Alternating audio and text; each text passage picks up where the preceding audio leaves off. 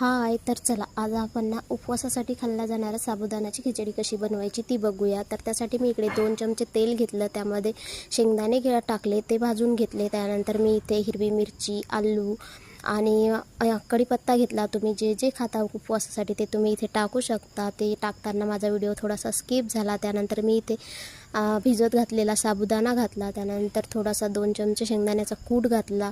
मी साबुत शेंगदाणेसुद्धा वापरले आणि थोडासा कूटसुद्धा वापरला, तुम्ही दोन्हीपैकी एक वापरलं तरीसुद्धा चालेल। त्यानंतर छान असं थोडंसं झाकून ठेवलं, त्याला वाफ दिली। त्यानंतर मी पुन्हा एकदा हलवलं आणि पुन्हा एकदा झाकून ठेवलं। त्यानंतर थोडासा तो जास्त सुटसुटीत वाटत होता, म्हणजे खाताना थोडासा घशात अटकतो तसा साबुदाणा, म्हणून मी थोडासा पाण्याचा शिडकावा दिला आणि पुन्हा एकदा झाकून ठेवलं। तुम्ही बघू शकता छान अशी वाफ आलेली आहे याला आणि सुटसुटीत साबुदाणा आपला बनून तयार आहे।